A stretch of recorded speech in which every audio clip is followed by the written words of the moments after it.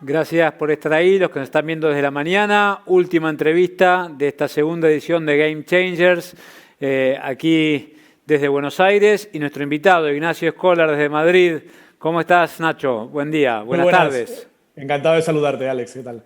Bueno, quería contarles que Ignacio Escolar es periodista, es empresario y queremos charlar con él porque de alguna manera ha revolucionado, ha refundado la idea de cómo se funda, se crea y se sostiene un diario. Hace 8 años, si no me equivoco, Ignacio, fundaste... Correcto. ¿Cuánto, perdón?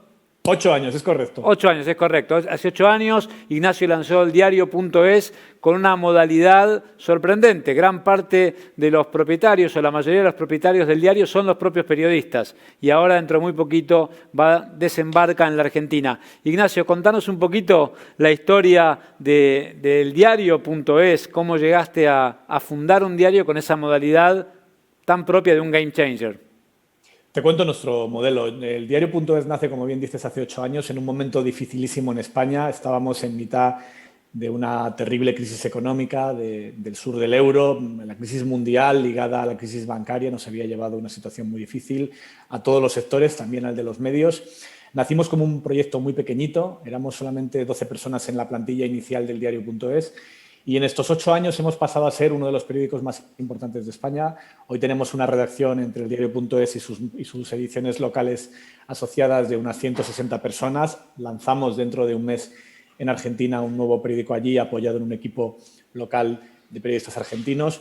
Y hemos conseguido crecer de esta manera, desde un proyecto muy pequeñito a uno de los periódicos más grandes de España, sin necesidad de recurrir al crédito, sin necesidad de ampliaciones de capital, sin más inversión que el ahorro inicial de un grupo de periodistas y gracias al apoyo de los lectores.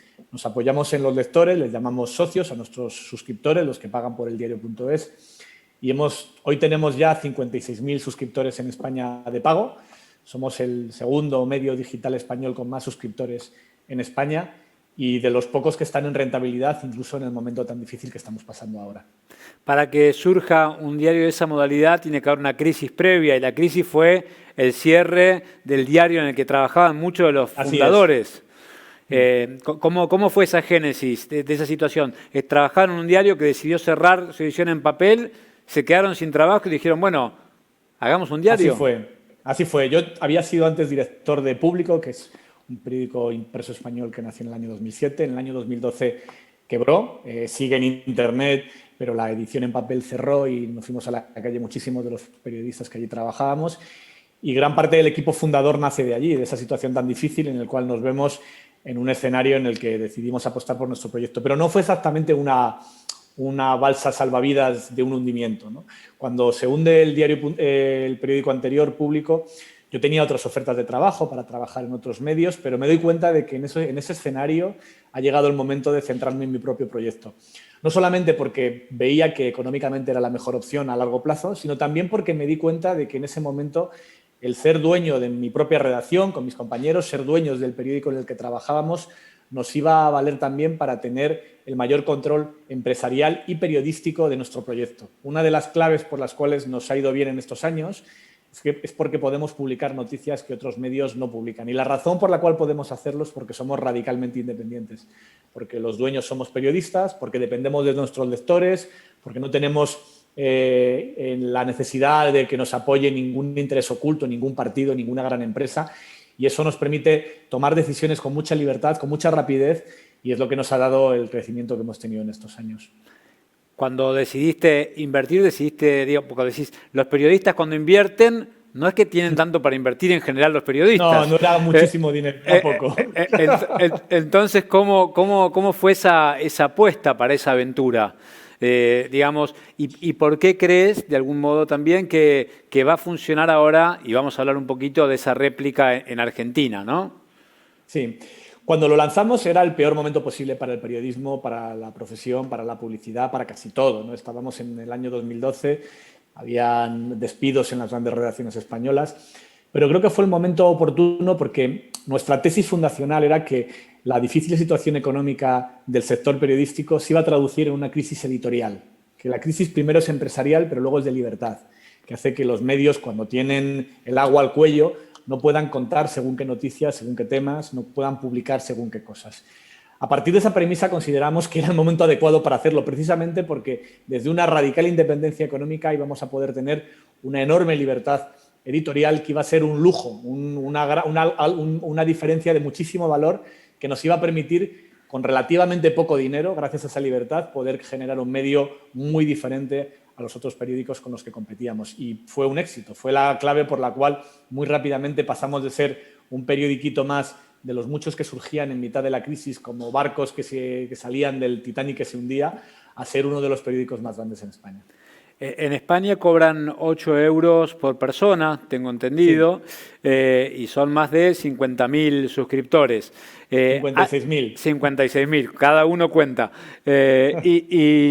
Claro que quizás ya hay un hábito distinto por pagar por los medios. En la Argentina todavía ese hábito no está en una etapa más embrionaria. Pagamos por Netflix, pagamos por Spotify, pero no pagamos por leer aquello que otros ofrecen gratis. ¿Crees que van a poder adaptar este modelo de negocios en la Argentina y en los próximos países de América Latina donde puedan seguir creciendo? Yo confío en que sí, porque realmente lo que estamos planteando, que es que los lectores apoyen los periódicos que leen, no es ninguna revolución. Durante el último siglo y medio la prensa se ha financiado con la ayuda de sus lectores, que pagaban precios mucho más altos de lo que ahora pagan por los periódicos en Internet. Precios muchísimo más caros cuando comprábamos mayoritariamente la prensa en papel. Por eso creo que en realidad no es ningún modelo que esté vetado a unos países o a otros. En España, cuando nosotros en el año 2012 lanzamos nuestro proyecto de cobrar a los lectores, nadie lo hacía. Fuimos el primer periódico español de cierta magnitud en cobrar por los lectores y durante mucho tiempo hemos sido casi los únicos que lo hacíamos y nos ha ido bien. En Argentina yo creo que va a pasar exactamente lo mismo como pasará en todos los países del mundo. Tardará más o menos por los hábitos de pago digitales en Internet, que hay muchas sociedades que todavía le cuesta un poco el poner su número de tarjeta de crédito o su número de cuenta corriente en una página web. Tardará un poco más o un poco menos por la situación económica, pero llegará a todo el mundo, igual que en todo el planeta Tierra, en los 5 continentes, se pagan periódicos impresos, o se han pagado durante siglos periódicos impresos.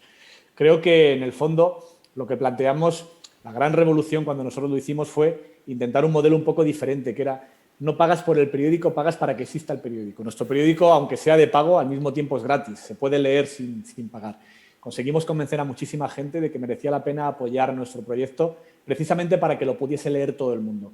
Y también lo hicimos así porque nuestro proyecto se lanzaba en un momento de crisis, igual que ahora nace el diario AR en Argentina en otra crisis, y nos parecía contradictorio con nuestra línea editorial que solamente aquellas personas con cierta renta tuviesen acceso a la información. Por eso apostamos por un modelo un poco diferente, un poco más complejo, que es tú pagas para que el periódico esté en abierto y todo el mundo lo pueda leer, también los que no pueden pagar.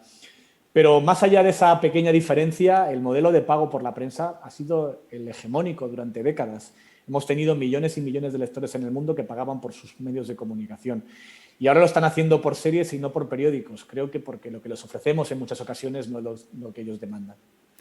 ¿Y cómo es el caso de los periodistas? Me decías que en España ahora la redacción tiene más de 160 periodistas. Un periodista nuevo que ingresa al diario.es pasa a ser inmediatamente accionista. ¿Cómo es ese modelo? No, el grupo de accionistas somos el equipo fundador del periódico. Bien. No todos los periodistas del diario.es ahora son accionistas del diario.es.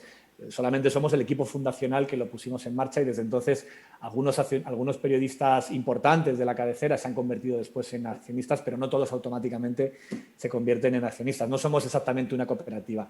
Sí funcionamos de otra manera, porque yo creo que el negocio de los medios tiene que ser un negocio para mantener su independencia. Es importante que sea rentable, porque si no es rentable, la rentabilidad la tendrá de otro lado más oscuro. La sacará vendiendo algún tipo de favor inconfesable. Yo creo que los medios tienen que ser sostenibles y, por tanto, rentables. Pero nuestra manera de entender el oficio es que esa rentabilidad es un medio, no un fin. Nosotros Los dueños del diario.es, que somos mis compañeros de trabajo, yo mismo, que soy el principal accionista, lo que nos mueve no es tanto el sacar el euro más a fin de año en el cupo de dividendos, sino construir un medio lo más sostenible, lo más potente, que garantice unas determinadas características para todos sus trabajadores, que funcione de otra manera, ¿no? Y que sea capaz de darnos lo que realmente ambicionábamos. Cuando yo me pongo a lanzar el diario.es, yo no lo hago porque tenga alma de emprendedor. Yo lo hago porque en aquel momento me doy cuenta de que es la única manera de garantizar mi independencia como periodista. Y esa es la razón por la cual me lío la manta a la cabeza, como decimos en España, y me pongo a emprender y a poner en marcha un proyecto no solo como director, sino como empresario. Y como empresario, ¿encontrás en la venta de publicidad la única fuente de ingresos junto por supuesto, a los abonados, a los lectores, o desarrollan o van a desarrollar otras unidades de negocio alrededor de la marca? Tenemos varias cosas ya, además de publicidad, organizamos eventos, hacemos algunas cositas todavía muy preliminares, pero queremos hacer más de formación.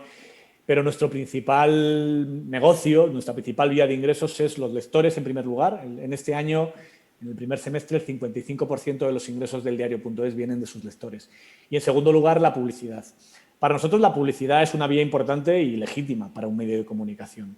Pero la gran diferencia con otros modelos es que nosotros tenemos esa publicidad muy diversificada y además, como están los lectores, la diferencia entre el primer anunciante y el primer cliente, que son nuestros lectores, es, no sé, 15-1, 20-1. Tendría que hacer el cálculo exacto, pero ganamos muchísimo más dinero de nuestra comunidad de lectores que de cualquier gran anunciante. Eso nos permite también que ser anunciante del diario.es no significa que estés libre de la fiscalización de nuestro periódico.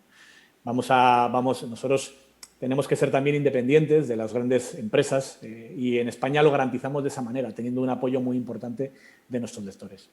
¿Y cómo cambió el vínculo con la política? Digo, siempre hay una relación tan tensa entre los medios y la política. En este caso puntual, donde la independencia es absoluta, no hay ningún tipo de relación, ¿cómo se han jugado las herramientas de presión frente al diario, frente a distintas coberturas? Casi siempre las presiones sobre los medios vienen por la cabeza, vienen por arriba del todo, vienen al dueño, vienen al empresario y de ahí bajan por toda la estructura hacia el último redactor. Aquí hay una anécdota que cuenta siempre un amigo mío, periodista, uno de los fundadores del diario, que estaba investigando una noticia que afectaba a una empresa pública muy importante y que es además un gran anunciante en España, una empresa del sector hotelero. Entonces, antes de colgar, cuando llamó para comprobar una noticia, la persona que le atendió al otro lado del teléfono le dijo, pero para, no cuelgues todavía. ¿De qué grupo me has dicho que eres? ¿Quién es el dueño del diario.es? Y mi amigo le dijo, yo me llamo Gonzalo Cortizo, soy periodista y también uno de los dueños del diario.es. Y le colgó. Entonces, esa es la gran diferencia con respecto a otros medios de comunicación. Que cuando yo me reúno por la mañana con mi grupo de editores, con los directores adjuntos, los subdirectores, los redactores jefe, el equipo que decidimos cuál es nuestra cobertura, cuál es nuestra posición, qué vamos a contar de este tema o de aquel, cuáles son para nosotros los más importantes del día, podemos equivocarnos, podemos acertar, pero lo hacemos sin más interés que servir a nuestros lectores. Y esto que parece muy simple, en el fondo es revolucionario, porque no siempre sucede así en los medios de comunicación. O sea que, descartado, digamos, las presiones políticas o económicas, la única batalla es contra el propio sesgo de los periodistas a la hora de ampliar la cobertura. Y contra el lector también. Y la tiranía de las audiencias, correcto. Exacto. Cuando un lector paga por la información, se considera con razón más dueño de lo que está leyendo.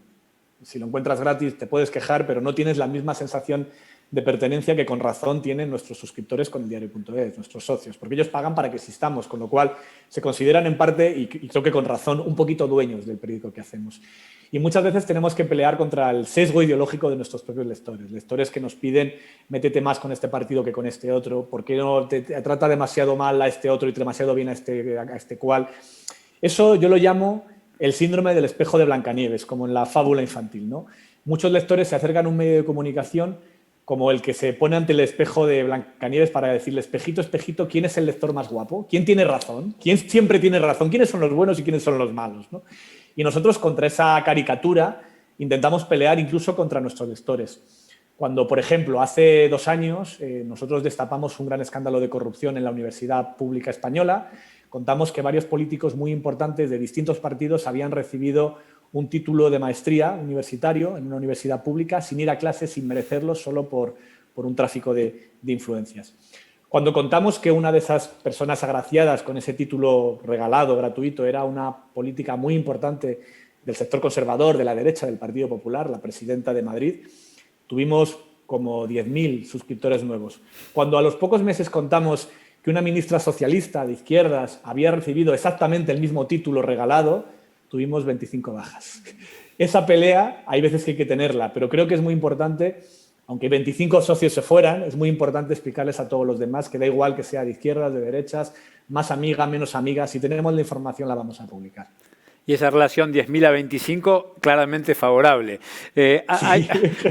Hay algo particular también, que es que en España el diario.es pareciera haber capturado cierto público decepcionado del país, a quien acusan de haber ido mucho más a los sectores conservadores, de centro y de derecha. Pero aquí en la Argentina, el desembarco del diario.ar sería, digamos, ¿no? Va a tratar de correr por derecha a los diarios más de izquierda. Es como, son las particularidades de estas polarizaciones diversas, ¿no? Yo creo que el escenario de Argentina es un poco distinto al que teníamos en España. Cuando nosotros nacimos en España, lo que había era un escenario en el cual gran parte de la sociedad estaba en la izquierda y casi todos los medios, por no decir todos, estaban a la derecha. Y eso nos abrió un hueco inmenso en esa vía editorial. Pero la palanca de la ideología o de la manera de ver el mundo o la opinión no es la única con la que nosotros conseguimos audiencia o conseguimos crecer. La fundamental ahora ni siquiera es esa, es la información propia de calidad que provoca consecuencias, que es rigurosa y que la gente valora. Uno de nuestros crecimientos más espectaculares en estos años ha sido durante la pandemia porque nuestros lectores han valorado mucho la información que estábamos dando y la información sanitaria sobre la cuarentena, sobre la pandemia, sobre las vacunas, sobre todo lo que está pasando y que el lector ha valorado al margen de que fuese más de izquierdas o menos de izquierdas. Yo creo que en Argentina el escenario es muy diferente. Estáis en una situación de enorme polarización, con lo que llamáis la grieta, con una situación enormemente difícil. Y yo como director del diario.es no voy a marcar la línea editorial del diario AR. Tendrá que ser Martín Siva, que es el director de nuestro nuevo periódico hermano en Argentina, y el resto del equipo que le acompaña, Silvina Egui, Marcelo Franco, Guillermo Culel, que es el director general de la compañía. Serán ellos los que naveguen en esas aguas, entendiendo que la premisa fundacional del diario no es ser de izquierdas o de derechas, es ser honestos, es hacer información honesta, contrastada, veraz, rigurosa, y eso no siempre responde a los ejes izquierda-derecha. Ignacio, la gran pregunta es ¿por qué Argentina? Aparte de que está barato, es ¿por qué Argentina? ¿Por qué teniendo un diario exitoso en España, en un contexto donde Argentina atraviesa una vez más periodos de fuerte inestabilidad, más allá de la cuarentena o de la pandemia? ¿Por qué Argentina? ¿Cuál es el plan? ¿Hay un plan para América Latina? Empezamos por Argentina. La razón fundamental es porque tenemos el equipo en Argentina. Esta idea surge de Guillermo Culel, que es un periodista de larga trayectoria en Argentina, buen amigo mío, le conozco hace 2 décadas ya, coincidíamos en distintos congresos de periodismo cuando él estaba al frente de la edición digital de Clarín y yo trabajaba en distintos proyectos en España y le conozco hace muchísimos años. Y fue él el que me propuso esta idea. Y me pareció que el primer punto para que fuese Argentina, en primer lugar para el desembarco en América Latina de nuestra manera de entender el periodismo, era que teníamos el equipo adecuado. Guillermo y después de Guillermo todo el equipo que ha venido con él y que me parece un grupo de periodistas de primer nivel, excepcional. Creo que eso es lo fundamental para lanzar cualquier proyecto, tener el equipo adecuado. Luego hay otros motivos. Yo creo que Argentina es un país con un nivel cultural muy alto, mucho más alto que otros países de la región. Y eso nos ayuda a que un modelo como el nuestro, tan basado en el compromiso de los lectores, de la propia sociedad, pueda funcionar. Creemos que en un país como Argentina es más sencillo que funcione que en otro país, que por ejemplo suele ser el que siempre se mira desde Europa cuando se piensa en un proyecto en América Latina, que es México. Creo que en México es un país mucho más difícil para el diario.es por su situación cultural, por el consumo de prensa que hay ahí, que es bajísimo, por una serie de circunstancias hace que para nosotros Argentina sea un primer destino. Pero el fundamental es que tenemos el equipo, porque lo que estamos montando no es una filial, no es una empresa en la cual nosotros tomamos las decisiones y desde Madrid decidimos cómo tienen que ser las portadas de Buenos Aires. Me parece que eso es un error que han cometido en muchas ocasiones los medios de comunicación españoles en sus proyectos en América Latina. Nosotros hemos buscado unos socios allí, que son este grupo de periodistas, que son copropietarios de la empresa editora que estamos montando y que van a tomar las decisiones y que tienen las riendas. Porque creo que sería una imprudencia por mi parte con la información que tengo de Argentina, que no dejo de ser alguien que va allí de turista de vez en cuando, tomar yo las decisiones editoriales de un proyecto así. Tiene que tomarlo un equipo que tenga el conocimiento sobre el terreno y, desde luego, mi confianza que este equipo la tiene. Es sin duda un muy buen equipo, conozco muchos de los profesionales que se integran. ¿Cuándo van a lanzar la primera edición digital?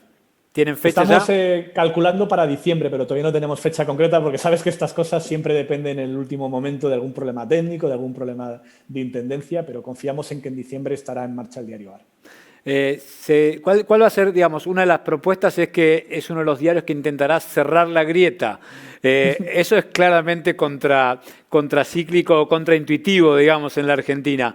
¿Crees que será posible o que al menos intentarán hacer un aporte?